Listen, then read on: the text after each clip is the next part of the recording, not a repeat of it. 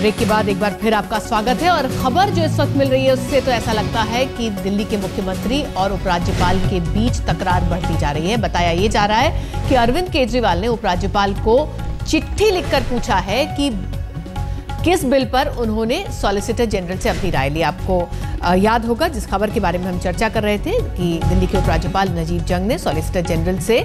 दिल्ली सरकार के प्रस्तावित जन लोकपाल बिल के ऊपर उनकी राय मांगी थी और इसकी खबरें मीडिया में आ गई थी। और अब अरविंद केजरीवाल ने नजीब जंग को चिट्ठी लिखकर पूछा है कि मुझसे चर्चा क्यों नहीं की गई, किस बिल के लिए ये चिट्ठी लिखी गई है। हमारे साथ हमारे संवाददाता अनुराग ढांडा इस वक्त फोन लाइन पर जुड़ रहे हैं, सीधे उन्हीं के पास चलते हैं। अनुराग,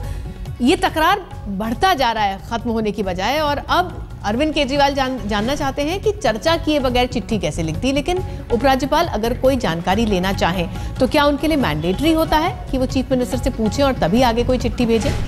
देखिए रितुल, तकरार बहुत ज्यादा बढ़ गया है और उसका अंदाजा सुबह से ही हो गया था जब आशुतोष ने जिस तरीके की भाषा का इस्तेमाल किया एलजी के लिए। और अब जब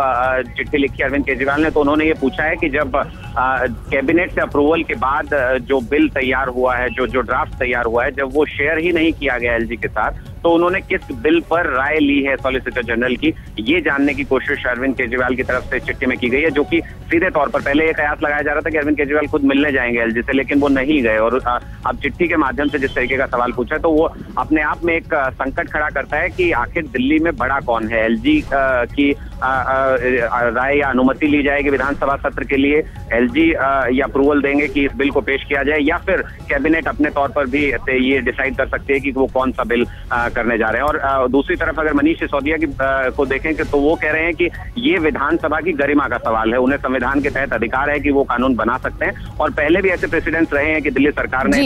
इस तरीके के कानून बनाए हो। तो निश्चित तौर पर ठन गई है सीधे सीधे और इसका कोई रास्ता फिलहाल इस चिट्ठी तक तो निकलता हुआ नजर नहीं आ रहा है। आगे किस तरीके से चीजें बढ़ेंगी वो जरूर देखने वाली बात है। जी, शुक्रिया अनुराग फिलहाल इस जानकारी के लिए। और अब इस संकट को और आगे बढ़ाते हुए अरविंद केजरीवाल ने उपराज्यपाल को एक चिट्ठी लिख भेजी है, ये पूछते हुए कि आखिर किस बिल पर उपराज्यपाल राय जानना चाह रहे थे और क्यों मुख्यमंत्री से उन्होंने इसकी चर्चा नहीं की। बहरहाल